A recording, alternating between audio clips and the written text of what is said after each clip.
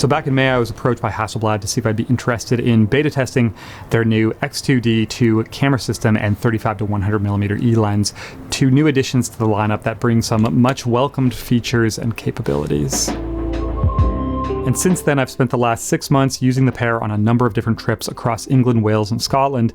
And today in this video, I want to share my experience and thoughts on how they performed. So I actually just released a video about a week ago, if everything kind of lines up right, where I took this camera and lens combo out to Wales and photographed some rallying to test out the new autofocus system. So worth checking that out if you missed it. I'm going to share some of that work in this video and of course talk about the autofocus. But just like with that video and all of the others I've done in the past on the channel for Hasselblad, this one is also sponsored by them. Full transparency, I do get to keep the camera and lens combination, but just wanted to kind of lay that out at the start here. So nowadays, I don't often review much newer gear on the channel, mostly because I work a lot with film. But what I'm reminded of almost right away when I do go and test a new system is the fact that pretty much everything nowadays is good. And it feels to me as though we're past the point of seeing or really needing any groundbreaking new releases. And with that being said, I personally think what's most important nowadays are things like refinement and then improvements to things like usability and also the shooting experience. And when I look at this new lens and camera from Hasselblad, those are really the things that stand out to me. Basically, they've gone and given us two new products that are better spec'd than the previous or comparable versions, and that also cost less. So let's start by quickly looking at what's new, beginning with the camera. So first off, the X2D II has a much welcomed continuous autofocus mode with the addition of LiDAR and subject detection. Hasselblad's also gone and added HDR image capability. Stabilization has increased from 7 to 10 stops. There's been a slight increase in dynamic range and a slightly lower base ISO. There's also a new display on the rear of the camera, and then a few smaller improvements like the addition of a joystick and a new custom button. And then the camera also has got new styling and is slightly lighter in weight. Right now, here in the UK, the price of the body is £6,299, and in comparison, the previous model was £6,999. So a nice reduction in price. But let's jump into talking about some of these features, how they performed. So on the outside, the camera looks very similar to the older one. It is the same body still, but as mentioned, there are some changes and upgrades. So I was a big fan of the look of the original X2D. It had a very premium feel to it. This one obviously continues with that. And I also just at the start here wanted to point out the size. You know, every time I take the lens off this thing and pick it up, it is pretty amazing that this is a 100 megapixel medium format digital in such a, slim, fairly compact body. Compared to the original version, this one gets a new body and logo color and grip texture as well. And I personally really like this new gray finish with the matching grayed out logo. And then Hasselblad's gone and added a joystick on the back here, and on paper that might not sound like the most exciting upgrade, but from a usability standpoint it's great, just being able to use your thumb to scroll through the menus and choose different settings. As mentioned, there's also a new screen on this camera, which is a 1400 nit OLED display with a P3 color space, and it also has a new swivel action to it. And what that means basically is they've changed the way that it tilts. So once it's tilted out, you can actually pull the screen away from the body so the EVF doesn't block it anymore. So overall, a really nice camera to use, but there is just one standout thing that bothers me, and it was the same with the original X2D as well, and that's the EVF lag. So when you put your eye up to the EVF, there's like maybe a third of a second or a half of a second delay from switching to the rear screen to the EVF, and this stays black. It's not anything terrible, but you do notice it every single time, and I would love to see if they can speed it up. It is one of the things that Hasselblad actually asked me about when we were having our conversations during testing, so it is a problem that they're obviously aware of, and it's something that I would love to see if they could speed up. I would imagine it should be somewhat of an easy fix.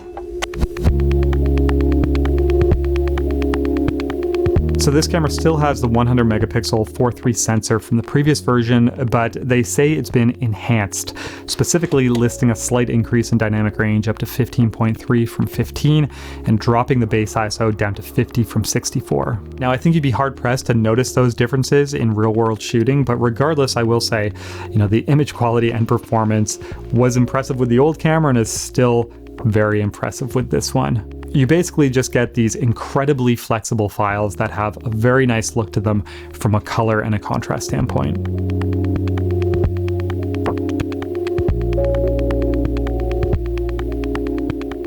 And a big part of that look is due to Hasselblad's natural color solution, which I'm a big fan of. I said that in my original X2D video.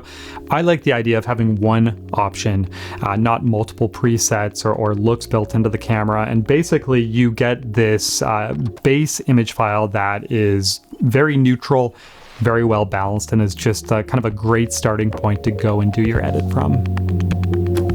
I found high ISO performance to be great as well, you know, regularly shooting up to ISO 1600 with no issues. But what really impressed me is going into kind of extreme ISOs and how it performed when you use Hasselblad's new natural noise reduction setting. And I did some comparison tests with this where I shot one image at base ISO 50 and then another at ISO 6400. And then I took the high ISO image and applied natural noise reduction in the app. And when you look at them side by side, you can see how good of a job the system did with the high ISO image, cleaning up the noise almost to the point where it's hard to tell the two apart.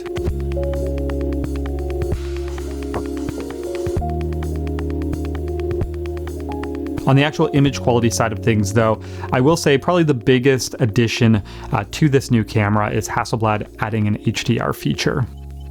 And admittedly, when this new camera was released, this was probably the feature that interested me the least, just because HDR is a very kind of device-specific output and also look that maybe isn't for everyone. But if this is something that interests you, then it is a pretty exciting announcement for a medium format digital camera.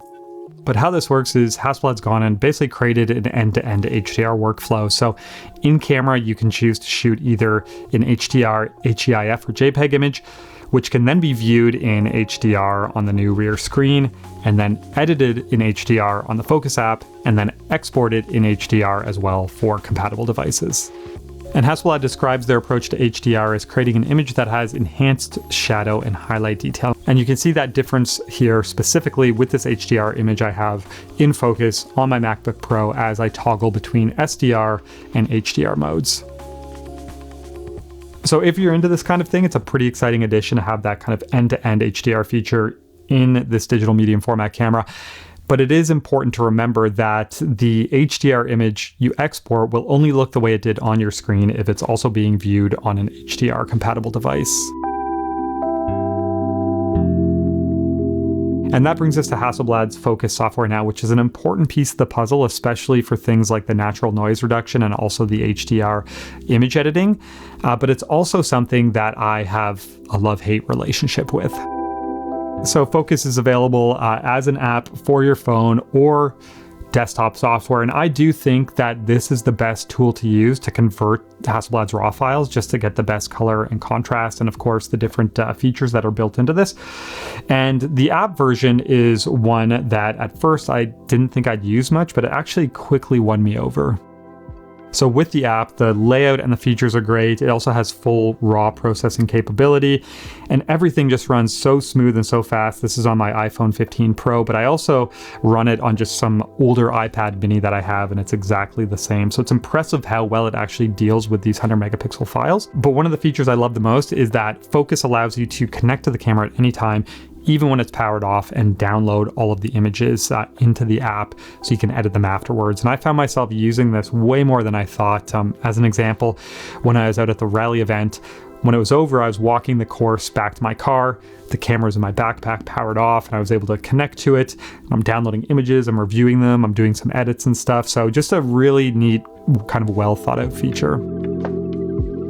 The desktop version, on the other hand, from a features and layout standpoint, it's great, but for whatever reason on my system, it's really sluggish. And this is running on my MacBook M1 Pro, which I use for all of these other kind of purposes and software and huge files, and it has no issues. But for some reason, there's this lag between selecting photos and waiting for them to load, and it just makes it very difficult to use. So this is something I would love to see improved. You know, I'm running the Phocus app, like I said, on a iPad mini, and it has no issues dealing with these files. So I would love to see the desktop software improve, because I do think, like I said, it is the one to use for doing raw conversions to get the best quality image. So normally this is a situation where I would absolutely use a tripod. considering it is very dark out. But I'm gonna go ISO 1600. We're gonna go handheld for this. Almost a second. We'll see how this stabilization does. And the noise reduction. So the stabilization has also been improved on this new camera, going from 7 stops up to a claimed 10 stops. And I made a point throughout my testing of shooting a lot of night images without a tripod, just relying on the IBIS and higher ISOs. And I will say right now, the stabilization is impressive. I was able to confidently shoot half a second, even up to a second long exposures that were still very sharp, which for a high megapixel, larger size sensor is pretty incredible. But I have seen this get hyped up a little bit online where people have talked about like 4 or 5 second handheld shots and not needing a tripod anymore and things like that.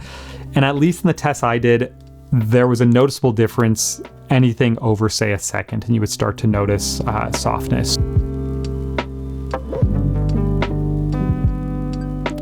So this is an incredible tool and it does give you a lot of flexibility. But for me at least, when I can use a tripod, that's what I'll use. And that brings us to the last upgrade to talk about with the camera, and probably the biggest, and that's the addition of a continuous autofocus mode, which is something this camera really needed. So Hasselblad not only added AFC, they also added LiDAR focusing in addition to the phase detection, and added more focusing points, bumping it up to 425, and then also different tracking modes. And as mentioned, I went and shot a rally event in Wales with this camera lens combination. I was really impressed with how it performed. I found that, regardless of the light levels, shooting at night or early morning or middle of the day, and regardless of the situation as well, the camera did a great job locking focus and then holding it throughout, and all of the images were nice and sharp. It is important to note though that not all existing lenses are compatible with the new AFC mode. So obviously the 2 E series lenses are, I think it's the 25, 38, 55, and 90 V lenses are as well, and then maybe the 28 and 75P. So most of the newer lenses, but all of the others aren't. And that's something that I hope Hasselblad could resolve or bring compatibility to, just because if I had invested in a bunch of Hasselblad lenses and then I wanted to upgrade to this new body and found out that some of them weren't compatible, it would be pretty frustrating.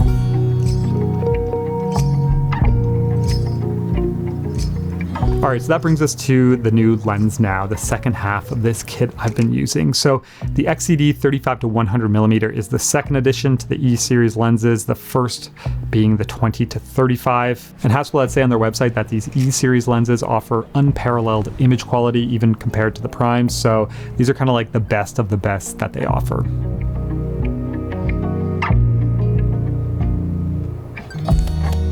So when Hasselblad first reached out to me and told me about this new lens that they were making, 35-100, focal length in terms of range for me is absolutely perfect. 35 is as wide as I'd go on kind of the cropped 645 sensor, digital 645 sensor, and then 100 is great as well. So when it comes to reach, this thing is absolutely perfect for me at least.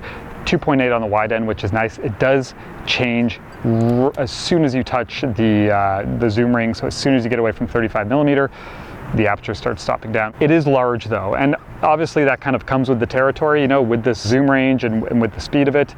I will say that the camera combo feels completely fine in hand, but for me personally, I still do prefer the more compact primes, and I think that's what I would use long term. From an image quality standpoint, as expected, the lens performed great. I'm not someone to go and shoot test charts or brick walls. I'm more interested in how a lens performs in the field for the work that I do. And what I can say is that this new E-series lens is incredibly sharp, resolving a ton of detail in the images.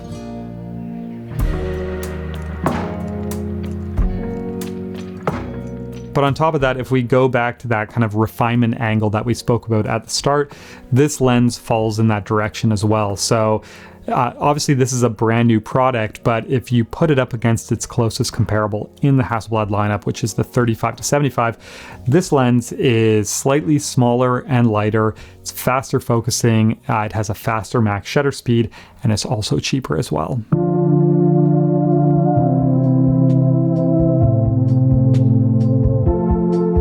So this is one of those camera systems where going into working with it and doing this test, I obviously knew it was going to be really good, especially considering I enjoyed the original X2D so much, but Hasselblad really has gone and kind of added some features and improvements that I think make this a much more well-rounded camera system.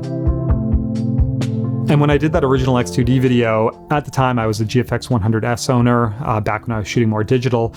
And as much as I loved the Hasselblad, I did say what kind of separated the two systems for me still was the price. So it is nice to see Hasselblad be more competitive with their pricing. You know, this camera right now is actually cheaper than the GFX flagship. That being said, Hasselblad's lens lineup is a little bit more expensive. So that is something to keep in mind. But, you know, price aside, regardless, there's going to be things like personal preference between the two systems or certain features that one can do that the other can't. But overall, this has just been a very fun camera and lens combination to work with that produces beautiful files that are endless in their flexibility. So that's going to wrap this one up. I hope you enjoyed it and that if you're interested in this camera and lens combination, maybe it answers some questions for you or gives you a bit of an insight. But yeah, other than that, just want to say, as always, thank you for watching, and I'll talk to you soon.